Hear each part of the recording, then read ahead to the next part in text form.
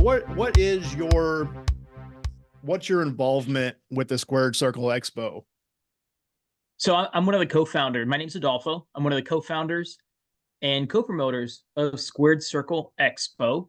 The whole team involves myself, my partner Ed Gonzalez, his wife Heather Owens, and my wife Carrie, along with about 8 to 10 staff that we've had in other ventures before. They're close friends of ours, and they kind of do a lot of things like the volunteer coordination and hotel liaison and all the other random things going on with Squared Circle Expo. Now this is I'll be going. My son and I are going on Saturday. Now this is the first time we've gone to the Squared Circle Expo. So how long have you guys been doing this? So this is our fourth show. We started in 2020, actually, and we had a couple of delays due to the whole COVID thing. We planned it before COVID, then we had to go ahead and postpone it for a couple months. Ran it later in the year than we were anticipating, and then even the first show we came down to the wire. It was sort of happening right when we had that first big dip when everybody thought the pandemic was over, Mhm. and we thought we were going to be okay, but just up until the deadline, and we were coordinating with the health department on making it safe and making it even possible. Right. We've done 3 shows since then. This is number 4, and we're super stoked to be coming back to the Indianapolis West. And that's to see the list of people you guys have as far as talent wise coming to this. It's pretty incredible. I mean, it's for one, I mean, obviously Sting is probably the big draw, especially just retiring. Everybody wants to see Sting. But I mean, you guys have, I mean, Kane's going to be there. You have guys like Brian Myers, Matt Cardona. For me personally, Scott Norton, Ultimo Dragon are going to be there. These are for fans across generations. I mean, you guys are appealing to everybody. So how do you dictate who you guys go after to get for these? So, Sting, we actually knew we had in the pocket the week after Squared Circle Expo 3. He's represented by a good friend of ours, manager Gilbert Boyas, and Gilbert's been helping us with a lot of our past talent, and he's a really great professional celebrity talent manager. He does stuff outside of wrestling too. He does voice actors. He does horror movie guests. He does it all. And then we kind of just, we try to get people we've never gotten before. Mhm. There's always, fan favorites, pardon me, that we always like to bring back. Mick Foley's one of them. He was with us last year. Mickey James is one of our favorites. Lita as well. But then you kind of start venturing out into, wouldn't it be cool to have this guy? Wouldn't it be cool to have that girl?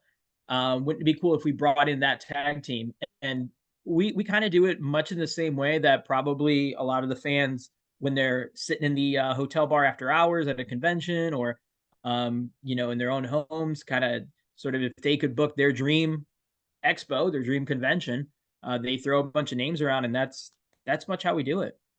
Right. And that's to that. So you guys, I've been following you guys on Facebook, all your announcements and everything going since probably January, whenever it started. And then, you think you guys have it all locked up. And then, which today is Sunday when you and I are talking, you drop a bombshell this afternoon of a guest that's going to be there. And not only did it blow my mind, but my son is pretty pumped about it too. And that Jake the Snake Roberts is going to be there as well. When you guys get that call, like that's a huge name in pro wrestling. I don't think there's any fan that doesn't know who Jake Roberts is. So when you get that call, you're like, hey, he can do it. Can you squeeze him in? Is it kind of a absolutely, or is it, well, let me see. It's funny because that one was it. I could tell you exactly how that one went down. So on Friday, um, we got the call from Tony Hunter, who's that's bringing in some guests for the show. He's responsible for Kane. He's responsible for the Hardy Boys, and he was responsible for Jerry Lawler. And so we got word that Jerry, he had surgery a couple weeks ago on his knee. Mhm. and the recovery time is going a little longer than expected. So unfortunately, it wasn't advised for him to travel. Um, Very understandable. I think everybody can kind of relate to that, and Jerry has been through a lot the past couple of years. Nobody Sure. wants him to overextend himself, Right. and we wanted to worry about his health first and foremost. But I told Ed, my partner, I said, hey, listen, we have 90 other guests, Mm. literally 90 other guests. Tell Tony we're good. We don't need a replacement. We don't need to add someone else. I mean, we're a week out from the show. I think the fans are going to understand, and it's totally cool. And about an hour later, Tony calls Ed back and said, hey, Jake's free that weekend and really wants to do the show. So it's, you know, an hour prior, we were very strictly, hey, no more guests. We got a Right. lot of guests. Let's just make it into the weekend. But how do you say no to Jake the Snake? Absolutely. He did our first ever show. We've worked with him in other events. He's absolutely awesome, and between us, he's one of my wife's favorite wrestlers of all time. He was her favorite growing up, and so that had a little bit to do with it too. Where as much as we would love to have Jake too, my wife missed having a photo with him at the first show because we were really busy. So it scored me some points with the misses as well. Well, that's what I mean. It's Jake the Snake Roberts, dude. It's Yeah, how do you say I no? mean, It's kind of like, and he's a lot of fun. I mean, in person, he messes with you. He does the same sort of mind games that you would expect from him. yeah, All that is legit, yeah. and so it's he's a fun guy to have around. Now you said you guys are really busy. I'm sure you are. I'm sure you're super busy during this whole event. Is there a point like when do you start to like when it starts to get going? Do you guys kind of okay, we're going, everything's great, or is it afterward? Like, are you guys just pedal little metal until it's over, or is there a time when Yeah, you guys it's can take a it's breath? it's pedal to the metal till it's over. Yeah. The real fun doesn't start till you get there. Mm. The planning part's the easy part. Okay. Then the in person stuff, when everything's not going according to plan, that's the fun part. I've been doing conventions for gosh almost 20 years now, and this will be my 34th convention that I've ever done. Okay. We've done horror conventions in the past. This is, obviously a different direction, but the planning part, I feel like we've got down pretty good. It's a lot of work, it's tedious, but it's something where you have the most control. Now, when you get to the show, all bets are off. Even the best laid plans, you get curveballs left and right. And that's really when you get tested. And I think a lot of our stress going into the event isn't so much the planning before the show. That part, I think our crew's really used to. Most of the people working on Squared Circle Expo worked at the previous convention I was a part of, which was a horror convention, and we're all pretty seasoned and experienced in that. But it's doing it live, doing it in person, doing it the weekend of. Even the most organized, well planned shows have things go wrong, Sure. and that's the trick is fixing all of that behind the scenes without letting the fans see it and letting it ruin the enjoyment of the show. It happens to everybody. Every single promoter I know goes through the same thing. So until the day after the show, that's we're all our hearts are racing and our blood pressure's up. We could Right. finally take a break, take a breather after the day after. Now, when it's over, are you guys already starting on next year, Um, or do you give yourself some time? you know, we give ourselves some time. I used to do 4 or 5 a year with the other company, Mhm. and the first 2 years with Squared Circle Expo, we kind of got back into it, and I think it was just more. We were excited that it was working out well. We didn't really have a lot of expectations. We were, like I said, we're experienced and we know how to do this, but there's not a whole lot of shows like Squared Circle Expo. You've got, WrestleCade on the East Coast. You've got WrestleCon that travels with Mania. You got the big event up in New York, but there's just not a lot of dedicated pro wrestling conventions. And, especially in the Midwest, the closest thing you get is a ring show, and then a couple of, a dozen or so wrestlers signing for a couple hours before that. Nobody's done it quite the way we've done it. Yeah. And so I think the first couple years, we were just so excited that it was well received and working out that we were ready to hop into the next one. After last year, our third show, we were, I think, so beat up and so tired. Uh, we took, Ed and I talk every day, but we took like a good month or 2 months where we just tabled Sure. all the convention talk. Yeah. And it, I think you almost have to, Yeah. he went, on vacation. My wife and I visited our families, which are in different states.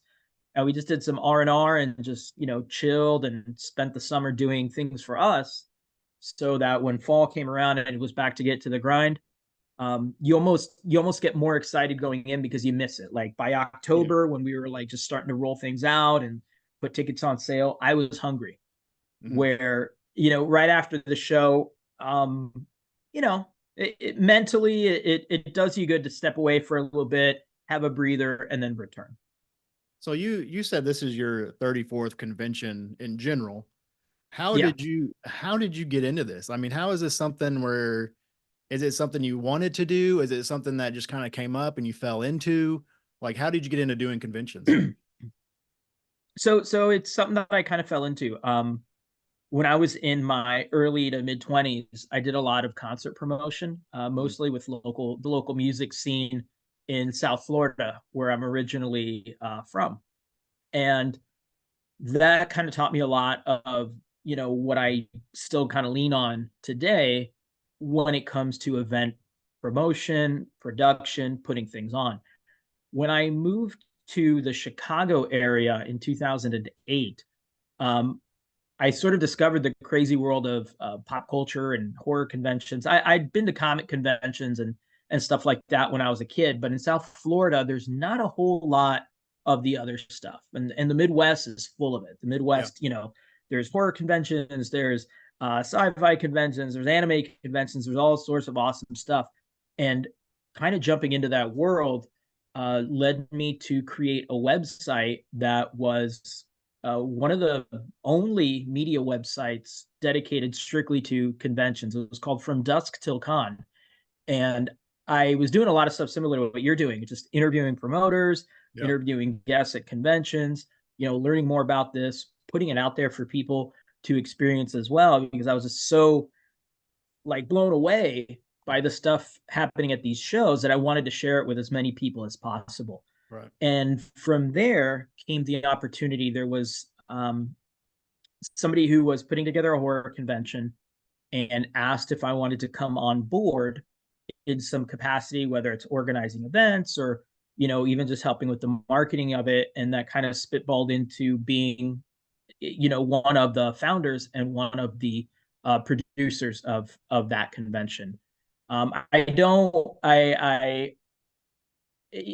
things sort of, we parted ways on awkward terms, so I don't really like to kind of put them over and mention Sure. names and stuff. But anybody that's known me for any amount of time is aware. But it was a great experience that has led us to be here, and Right. so I don't regret any of it.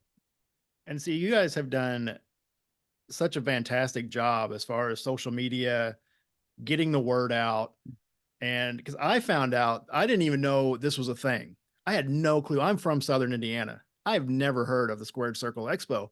I was in Walmart one day and I had an Ultimo Dragon t-shirt on. And a guy stopped me and said, "Hey man, that's a really cool shirt." I was like, "Oh yeah, no, thanks."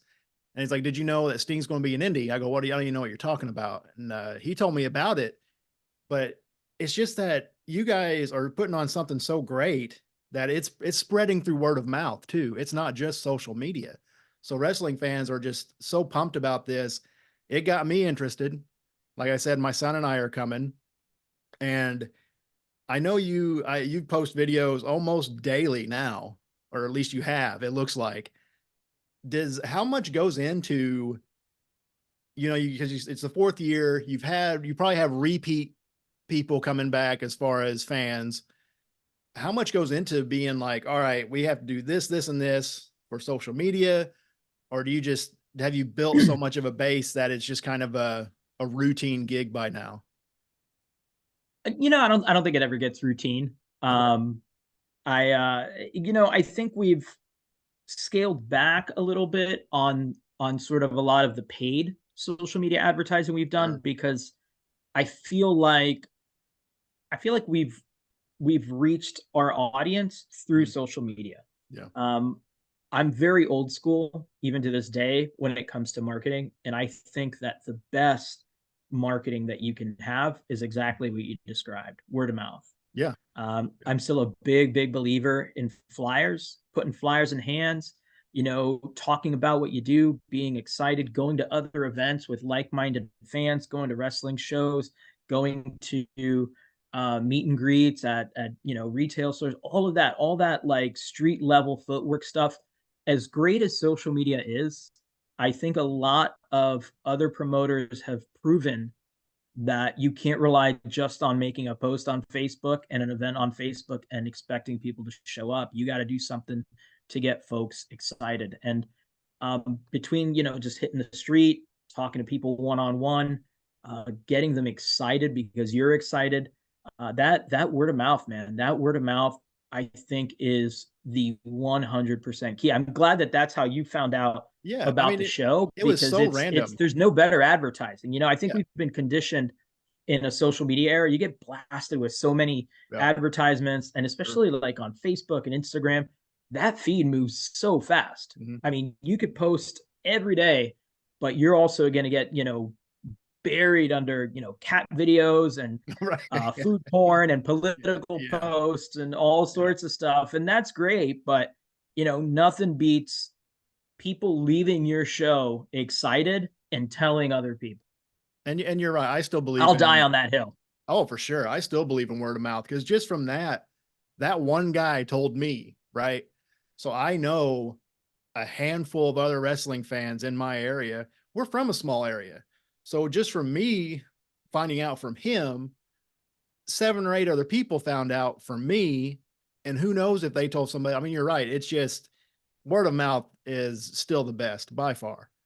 But now I want Yeah, to I take a mean look. that Oh, go yeah, ahead. that Facebook feed, I mean, it might hit you while you're on the can, it might hit you while you're on your break at work.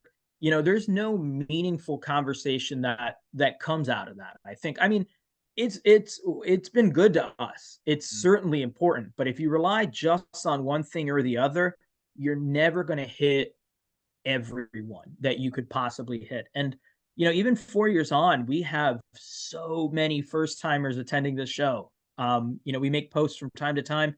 Hey, where are the first timers at? Where are you coming from? Sure. And this year we've had our first attendees from some states that we've never had people buy tickets from. And we have our first attendees from South Dakota. We have our first attendees from Arkansas. We've got 4 people coming from Chile, That's pretty awesome, down in man. South America. It's crazy, man. It's fun to see. I think we got somebody coming from Utah.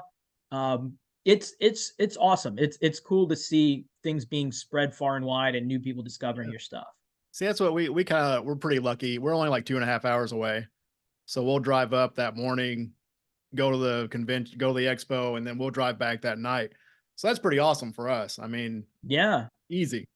So now I want to ask you, I mean, obviously you have to be a wrestling fan to do this kind of stuff. It just seems like it wouldn't be right if you weren't. But what is it about pro wrestling that makes you a fan? I grew up in watching a lot of the 80s and 90s WWF and later WWE stuff. And I think for me, just as, a young man, like that sort of it's going to sound weird, but at least for young men, there's a kind of like violence is incorporated into our lives in the weirdest ways, right? Like, whether you're out there, you're 6, 7, 8, you're playing army men with your fake guns, Sure. or you're doing like your karate on with your brothers in your backyard. I grew up in the era of American Gladiators. I grew up Yeah. in the era of, like Hulk Hogan and Warrior. I grew up in the era where, GI Joe was a big thing. So all of those things, all of that, like entertaining violence, entertaining combat was just so. I think as a young man, it's ingrained in you, right? Like I was a Sure. big comic book fan too, and so you know all of that kind of centers around this like good and evil duking it out. You've Mhm. got the heel, you've got the face, you've got the good guy, you've got the bad guy, and it I I can't really articulate it as eloquently as I would like to, but that's just always been, so appealing to me. And I think it's just from growing up in the 80s where that was just such a big thing. And I think what was really awesome about wrestling in that time was, and I mean, not to say that in other eras aren't equally cool, but if you grew up in the 80s, every wrestler that was working in that time, just about, they were these larger than life characters. I really Yeah. loved comic books as well, Yep. and you know Hogan, Warrior, Roddy, the Undertaker, Jake. I mean, he's out here, he's got a big giant snake and he uses it Yeah. against his opponents. Like all of those things seem so larger than life. And when you're a young kid and you feel so small, looking at that, which is just it's almost like these guys are from another planet. Sure. It's I don't know, I don't understand how you that's not appealing. I mean, Right. it's so awesome. And I think pro wrestling petered out for me a little bit during like the ruthless aggression era. Yeah. um I never like was like not interested, but I think kind of like I had a period where I just I love the larger than lifeness of it, and I felt like my interest waned a little bit. And then most recently, um, with the sort of oncoming of AEW, I feel like AEW has helped me get super excited, not just about their product, but also the product that other people are doing, because Right. you're seeing kind of more of that larger than life, really over the top violence, over the top gimmicks that I enjoyed so much in the 80s and early 90s. And kind of seeing a lot of that, particularly in the indies. It's there's a lot of indies that are doing that kind of style where you know i I don't mind a suspension of disbelief. Right. Fans nowadays are so smart to the product that we know we're watching something that's dramatized, but it doesn't matter because Yeah. it's telling stories that we relate to, and it's doing it in a medium that is entertaining. And that's what you say, the 80s and 90s, and I mean, you're right on. Because you got to look at that's same about the same timeline I had. You got to look at the like movies in general too. I mean, like Oh stuff like yeah. Running Man, Bloodsport. I mean, just it was over the top action all the time. And I think pro wrestling just kind of got on that wave with it, and that became a huge thing. And then it's Yeah, I massive. mean, if he came up in that era, I mean, look at who the action movie stars were. You had, Van Damme, you had Stallone, you had Schwarzenegger. They were all cartoon characters, whether Absolutely. it was in their physical prowess or their look. I mean, it was all just so beyond regular life Mhm. that the escape is easy. Right. And yeah, I think all of us have we all have that lull in being a fan. And mine is about the same time as yours is. The ruthless aggression era. I missed out. It wasn't that I wasn't a fan anymore. I just didn't watch as much. But man, when my son got into pro wrestling when he was little, it was just a whole it was like I was a kid again with how much I became a fan again and we watch it and all that stuff. But now you're right. You're just God, it's everywhere. There's so many indie promotions doing the stuff that the over the top, the very big matches or stuff like that. I think TNA is one. If people watch Oh, TNA is TNA, doing great stuff. it's fantastic. But real quick, we're going to kind of wrap it up here in a minute. The what do I want to say? One of the things I'm really impressed with, we'll go back to talking about your expo, the Squared Circle Expo, is how fast your guys' tickets moved, man. Like we ordered ours like when they became available. It snagged two of them for Saturday, not a big deal. But then you kept updating like, hey, we're getting this many sold, this many sold, and we're here, and it's going to be really hard to get into this joint if you're trying to buy a ticket at the door. Yeah, we're super surprised by it too. And I have a theory as to why that is, but for clarification, we are sold out of our pre-sale Saturday passes. If anyone listening to this is still interested in buying tickets at the door, we do set aside, about 100 or so at the door day of. We'll add to that total based on how many VIP passes and weekend passes go unclaimed on Friday. And the reason we limit tickets is just because the venue is only so big. It's over 30,000 square feet of, wrestling awesomeness, but you don't want to pack too many people into a space, no matter the size, because it becomes unsafe and it becomes uncomfortable. Right. So that's why there is a limited number of tickets. So if folks want to go ahead and have walk-up tickets, we will have some. We advise you to get there no later than an hour before doors open so that we could guarantee that we can take care of you. Right. But with that said, I think that us moving our tickets as fast as we did is a testament to the quality of the first couple of shows and just how right we did by the fans. And I think to me that's the proudest thing I could say about Squared Circle Expo, that not that we've sold tickets, not that we've sold out of tickets, but our VIP passes went on sale and sold out in like 48 hours. Yeah. And we didn't have any announcements made. Our weekend passes sold out in, gosh, I want to say like a week, 2 weeks. And I think maybe we had announced Sting at that point. We announced Sting shortly after our VIP passes went on sale. But the fact that tickets, the most expensive tickets, sold out before we even told anybody what we're doing, I think that's insane. And I think it speaks to the fact that fans already know we're going to bring it. Fans know that we're going to do right by them. And they enjoyed last year, they enjoyed the year before, and they're going to enjoy it again.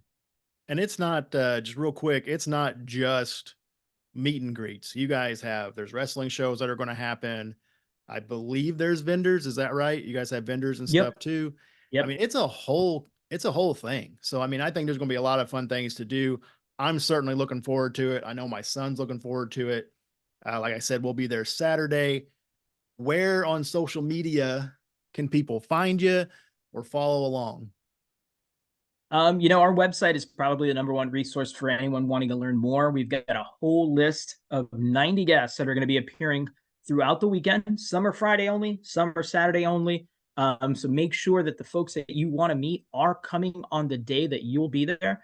www.squaredcirclex.com is the website. Otherwise, we're also on Facebook, facebook.com/Squared Circle Expo, Twitter, TikTok, Instagram, all the socials. So check it out. Tickets are still on sale, and we hope to see everybody at the Squared Circle Expo. Like you said, it's a whole weekend of fun. There's Q&A panels, there's special events, there's a costume contest on Saturday. That's a lot of fun. There's over 60 vendors that are going to be in the house. So it's not just meet and greets. It's not just photo ops. It's a whole experience. Right. And that takes place on March 29th and 30th in Indianapolis, Indiana. Everybody knows you can follow my stuff on Instagram at Wrestleverse. I'm on YouTube at Wrestleverse. Spotify's coming along. I've got everything coming up there. So just be patient and we'll check that out. And I'll have all the episodes up on Spotify. So yeah, man, thank you so much for taking the time. Again, I know you're super busy, but I really appreciate you squeezing this in, man. Absolutely, man. Appreciate it. Thank you so much. See you there. And thanks for having me, man.